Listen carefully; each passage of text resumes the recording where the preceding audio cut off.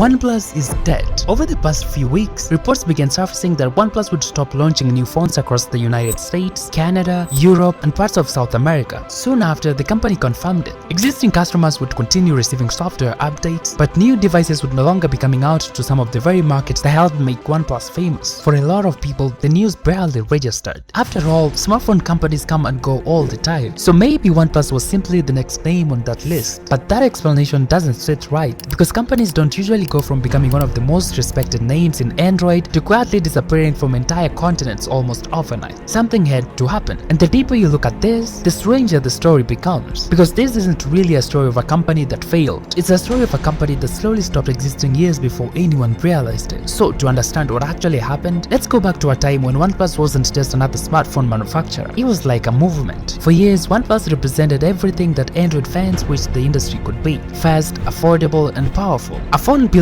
by enthusiasts for enthusiasts. Its slogan said everything you needed to know: never settle. But almost everything people believed about OnePlus was only part of the truth, because behind the image of a rebellious startup challenging giants stood one of the largest electronics empires on earth. And once you understand who was really behind OnePlus, its entire rise, its transformation, and ultimately its death starts making a lot more sense.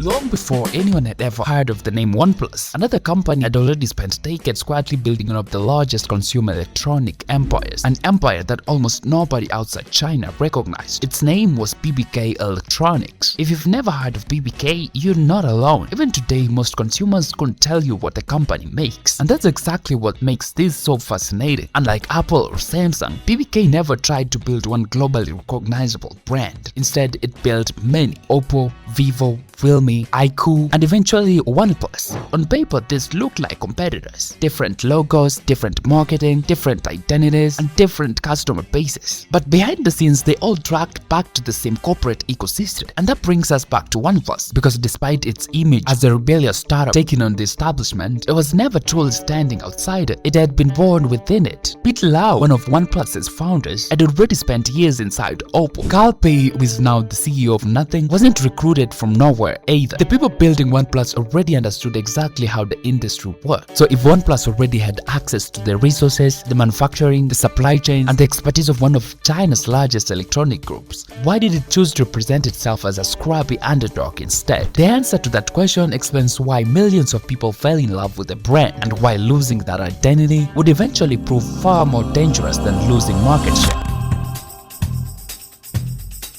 Every legendary company has an interesting origin story. Apple has the garage, and OnePlus had a coffee table. According to the people who were there in the early days, the moment that sparked the company wasn't a breakthrough in engineering or a billion-dollar business plan. It was much simpler. Around the table sat people who worked in the Android industry: engineers, product people, designers, people whose careers revolved around building Android phones. Yet, ironically, almost every phone on that table was an iPhone. But beneath that irony was the uncomfortable truth. Android phones had become incredibly powerful. Some had better displays, better cameras, and expandable storage. Feature for feature, many of them looked better than the iPhone. But specs weren't the problem, the experience was. Most Android manufacturers in 2013 were playing a completely different game. Instead of building products around how people used them, they were trying to win spec sheets. Every year meant another processor and another camera. But the phones became thicker with software, slower after updates, packed with duplicate apps, and buried under layers of custom interfaces designed less for users and more for brand recognition. Some manufacturers practically rebuilt Android from scratch just so you would remember whose phone you were using. Unfortunately, that often meant making the experience worse. Samsung's TouchWiz, for example, had become infamous for lag. LG experimented constantly but rarely found consistency. Sony made gorgeous hardware that often felt unfinished in software. Android was lacking restraint, and that's what Pete Lau and Carl Pei believed they could build: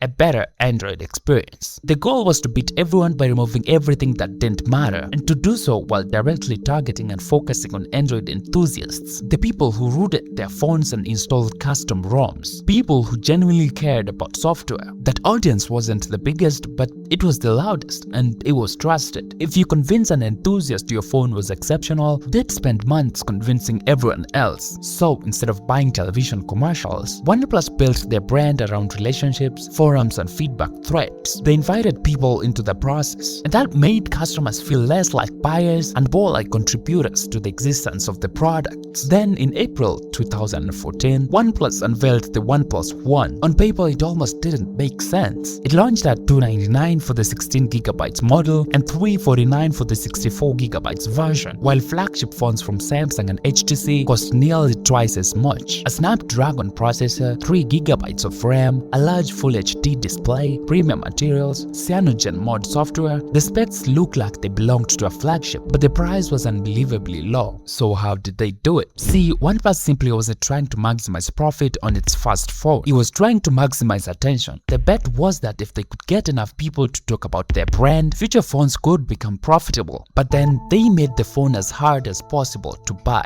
No matter how excited you were or how much money you had, you couldn't visit a website and order one. It was purchased by invite only. It sounds ridiculous, but the scarcity mechanic created status. The moment something becomes difficult to obtain, everyone wonders why everyone else wants it. People were even trading the invites. The strategy worked incredibly well, so OnePlus doubled down. The company launched one of the most controversial marketing campaigns in smartphone history: Smash the Past. The idea was simple. If you filmed yourself destroying your current smartphone, OnePlus would give a handful of winners the chance to buy the OnePlus One for just $1. The internet exploded over this. Some people loved it, others thought it was reckless and stupid. Either way, everyone was talking about OnePlus. That may have been the point all along. By the end of its first year, OnePlus had built belief, not belief that it made the best phone, but that it stood for something different. A quiet rebellion against an industry that had convinced people flagship phones needed to cost flagship prices. Its slogan captured that perfectly: never settle. It served as a promise that OnePlus would never become like everyone else. Ironically, that promise would become the standard by which fans eventually judged and condemned the company. Because once you tell people that you're different, they will notice the very moment you stop being different. And by the time OnePlus reached the top, the first signs of that transformation were already beginning to appear. OnePlus didn't become famous because it built the best smartphone. It became famous because it embarrassed the companies that did. Every time Samsung or Apple unveiled another premium phone, the community asked, why pay that much when OnePlus can give you everything for half the price? For years, the smartphone market had operated under a simple assumption: if you wanted the best, you paid more. OnePlus went the opposite direction. Its phones weren't perfect. The cameras lagged behind Samsung, wireless charging arrived late, and water resistance wasn't always officially certified. There were compromises. But OnePlus was remarkably honest about them. Instead of pretending its phones could do everything, the company focused on the compromises enthusiasts actually cared about, and there were surprisingly few. Most people weren't buying a flagship because they needed every feature. They were buying it because they assumed paying more guaranteed a better experience. So OnePlus proved that assumption wasn't always true. If the phone felt fast, if the software stayed smooth, battery lasted all day, people were willing to forgive a camera that was merely very good instead of industry leading. That philosophy transformed products like the OnePlus 3 and 3D into cult favorites. The dash charge promise became iconic: a day's power in half an hour. And this, by the way, was at a time when fast charging felt like cheating because very few phones had it. OnePlus had developed an instinct for solving daily annoyances instead of chasing headlines, and that instinct extended deeply into the software. While other manufacturers layered Android beneath increasingly heavy interfaces, OnePlus continued refining OxygenOS. OxygenOS felt like a breath of fresh air. It was clean, responsive, and predictable. For many enthusiasts, OxygenOS became just as important as the hardware itself. As OnePlus refined its products, the company began escaping the enthusiast bubble. At first, that wasn't supposed to happen. The invite system had naturally limited growth, its marketing appealed to a niche audience, its community forums were filled with power users rather than average consumers. But good products have a habit of escaping their niche. Every positive review became another invitation into the ecosystem. Soon, OnePlus wasn't just winning over enthusiasts, it was winning over people who had never heard of the term bootloader. Expansion followed. India quickly became one of the company's strongest markets. Europe also embraced the brand. The United States, historically one of the hardest smartphone markets to enter, began opening its doors. Carrier partnerships, once considered impossible for a small Chinese manufacturer, started becoming a reality. T-Mobile began selling OnePlus devices directly, and Best Buy stocked them on its shelves. That may not sound revolutionary today, but at that time it represented something enormous. For years, OnePlus had been the outsider looking through the window. Now it had been invited inside. By almost every traditional business metric, this should have been the beginning of the company's golden age. Sales were climbing, distribution was expanding, brand recognition was growing, critics respected it, and consumers consumers loved it. The underdog had become a legitimate global competitor. From the outside, everything looked perfect. But success is a strange way of changing companies, especially those built around a very specific promise. The bigger OnePlus became, the harder it became to remain the company that made people fall in love with it in the first place. Because never settle wasn't just a slogan anymore, it had become an expectation. Every phone had to justify the brand's reputation. Every update was scrutinized, and every compromise sparked debate. The community that had built OnePlus into a global success was also becoming its toughest critic. And hidden beneath the excitement, small decisions were beginning to hint a larger change. Not a dramatic collapse, not yet, just subtle moments that made longtime fans pause and wonder whether the old OnePlus would have done the same. At first, those moments seemed isolated, easy to forgive, and easy to explain away. But looking back now, they read less like isolated mistakes and more like opening pages of a story whose ending had already been written. The first crack appeared in 2017, but most people barely noticed it.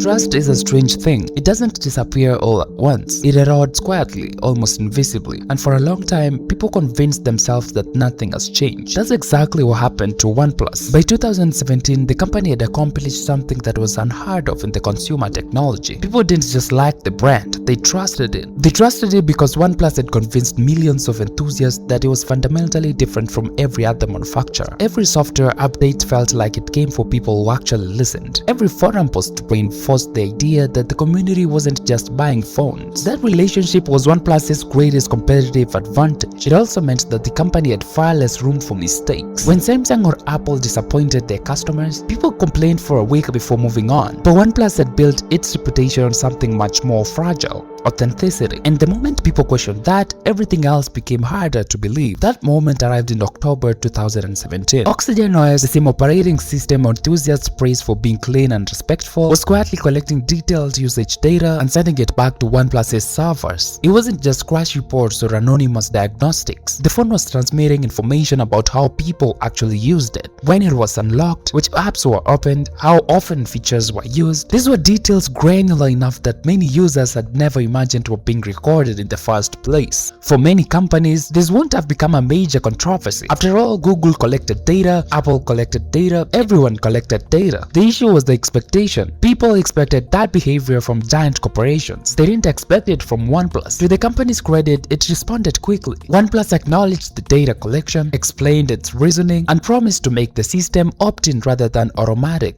And for many people, that was enough. The controversy faded quickly, sales continued, and the community moved on. Looking back, it's tempting to dismiss the entire incident as a minor bump in the road. After all, companies make mistakes, they fix them, and life goes on. But history has a habit of making small moments feel much larger in hindsight, because only weeks later, another story emerged. This time, it wasn't about privacy, it was about performance. Independent testing revealed something unexpected. When benchmark applications like Geekbench were running, OnePlus phones behaved differently than they did during normal everyday use. The processor suddenly became far more aggressive, performance limits disappeared, and scores shot upwards. But outside those benchmark apps, the phones often throttled themselves much earlier. In other words, the phone appeared faster when it knew someone was measuring it. If that sounds familiar, it's because the smartphone industry had been doing this trick before. The practice wasn't technically lying, the chips really could reach those speeds. But the problem was that users rarely experienced those speeds in normal use. Benchmarks were becoming advertisements rather than measurements. When questioned about the practice, Carl Pei publicly defended the decision, arguing that users wanted the best possible experience in benchmarks just as they did in games or other demanding tasks. It wasn't an outrageous explanation. Many fans accepted it, but others didn't, because this wasn't really about benchmark numbers, it was about identity. Every headline chipped away at the same promise. The company that had claimed to be transparent looked a little less transparent. Again, none of this destroyed OnePlus, not even close. Sales continued climbing, review scores remained excellent, and most consumers never even heard about either controversy. If you looked only at the numbers, 2017 was another successful year. But communities don't measure companies by only the numbers, they measure patterns. And for the first time, a pattern was beginning to emerge. Whenever growth collided with principle seemed to lose, not dramatically or obviously, but enough to plant doubt. The kind of doubt that quietly changes how you interpret everything that comes after. Because once trust develops cracks, every future mistake looks bigger than the last. And OnePlus was about to make a decision that would test that trust more than anything before. A decision that would fundamentally change what OnePlus actually was. Ironically, it would begin the departure of a man who spent years convincing the world to believe in it. By the way, if you've enjoyed the video so far, why not subscribe and help me get to 1,000 subscribers? There are moments in business that only seem important in hindsight. A founder resigns, an executive changes companies, or a press release gets published. Everyone reads it and moves on. Years later, those same moments start looking less like announcements and more like warning signs. October 2020 was one of those moments. OnePlus announced that Carl Pei was leaving the company. The official statements were polite, respectful, and almost uneventful. There was no public argument, dramatic resignation letter, or mutual accusations. It was all just another executive moving on to a new challenge. If you only read the headlines, that's exactly what it looked like. But inside the OnePlus community, the reaction was different, because Carl Pei wasn't just another executive. For many people, he was OnePlus. Carl was the face people recognized. He was the one answering questions on forums, appearing in interviews, and genuinely enjoying talking to the people buying the phones. If Pete Lau built the company, Carl Pei built its personality. And personalities are much harder to replace than CEOs. Still, people leave companies all the time. That alone wasn't unusual. The question was, why now? By every traditional measure, OnePlus had finally achieved what startups dream about. The company had gone from an unknown name in Shenzhen to one of the most recognizable Android brands in the world. Its phones were sold through major carriers, its products sat on shelves beside Apple and Samsung. If success had finally arrived, why would Carl walk away? According to multiple reports that surfaced afterward, the answer wasn't about money, it was about direction. Behind closed doors, OnePlus had begun changing, not its products just yet, but its philosophy. As OnePlus expanded into larger markets, building a phone for a small group of Android enthusiasts wasn't enough anymore. The company needed to appeal to millions of ordinary consumers. And ordinary consumers don't spend hours debating Android launches. They don't care whether animations are perfectly tuned, and they don't read changelogs. They buy brands they recognize. They want familiar features, reliable cameras, and safe decisions. In other words, they wanted the very things OnePlus had built its reputation by not chasing.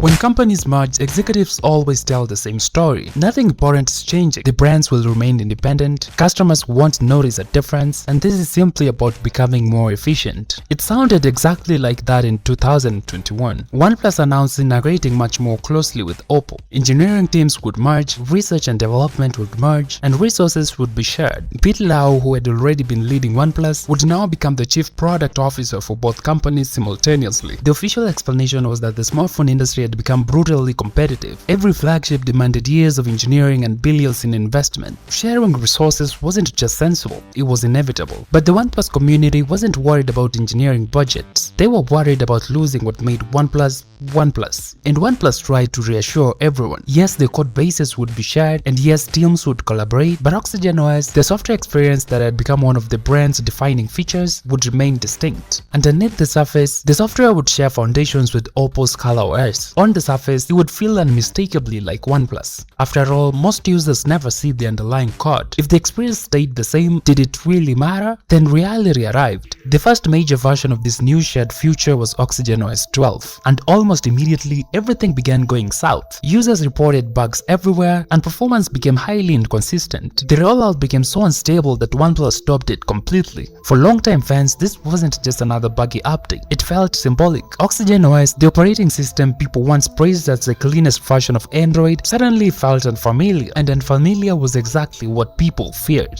Eventually, the backlash became so impossible to ignore. At World Mobile Congress in 2022, OnePlus attempted to calm the situation. Executives announced that OxygenOS and ColorOS would remain separate brands after all. The complete merger many feared wasn't happening. The familiar names and identities would stay. Fans celebrated, and for a brief moment, it seemed like the community had won. Except they hadn't, because buried underneath the announcements was a detail that received far less attention. They were separating the branding, but the underlying code base would remain identical. OxygenOS would eventually disappear as a truly distinct platform, replaced by a unified software strategy shared across Oppo, OnePlus, and Realme. With dozens of perfectly rational business choices slowly erasing what made OnePlus special, the belief that OnePlus was different was disappearing. And just as the company was losing the one thing that couldn't be measured on a balance sheet, the smartphone industry itself was about to change. Because even if OnePlus had preserved its identity, it was about to face a market where the very idea of a flagship killer no longer made sense.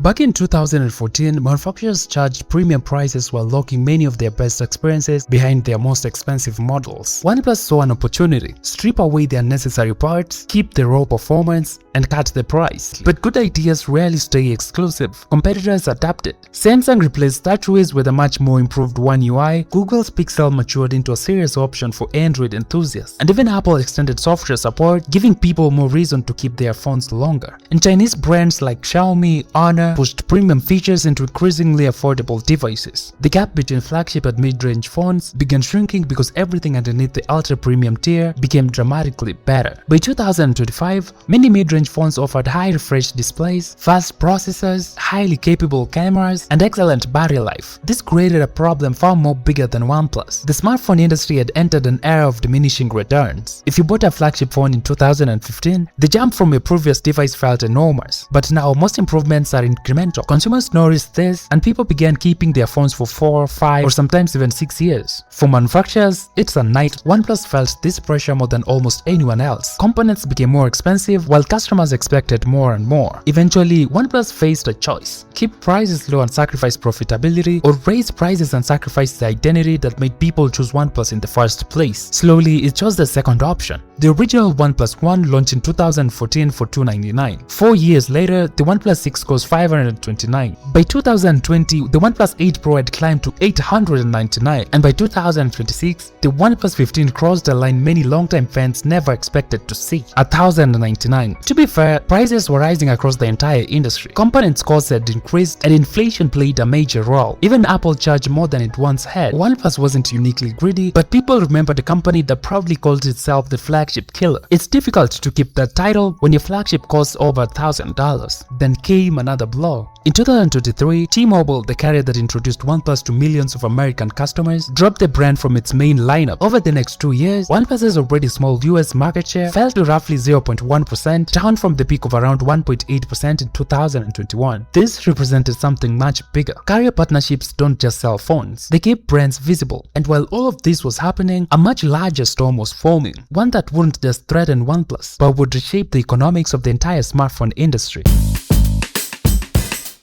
For the most of this story, it's been easy to point at people: Pete Lau, Carl Pei, Oppo executives for making difficult decisions behind closed doors. Stories like having a villain. But if we stop there, we miss the bigger picture. Even if Carl Pei had stayed, even if OxygenOS had never changed, and even if every controversial decision had gone differently, OnePlus was still heading toward a problem no smartphone company had faced before. And it started with AI. Throughout 2025 and 2026, the world became obsessed with AI. Everyone wanted larger models, faster models, and smarter models, and that completely disrupted memory prices. Every AI server required enormous amount of DRAM and NAND. By some estimates, nearly 70% of memory production in 2026 went to AI data centers instead of consumer electronics. That changed everything. Less supply meant higher prices. DRAM prices nearly doubled in a single quarter. Every smartphone suddenly became significantly more expensive to build for every manufacturer. The choice was brutal: absorb the costs and destroy your margins, or pass them on to customers. Even Apple struggled. If Apple couldn't avoid these pressures, OnePlus never had a chance. Because unlike Apple, OnePlus couldn't rely on services, subscriptions, or a massive proprietary ecosystem to keep customers locked in. Its business model had always been simple: build excellent hardware, sell it with razor-thin margins, and make money through sheer volume. On July 15, 2026, Bloomberg reported that OnePlus would stop operating across the United States and Europe as part of a broader restructuring inside Oppo. Less than 24 hours later, OnePlus confirmed it. There would be no next generation of OnePlus phones across much of North America and Europe. The final announcement wasn't the actual death of OnePlus. It was simply the moment everyone finally realized that the company they had fallen in love with had already been gone for years.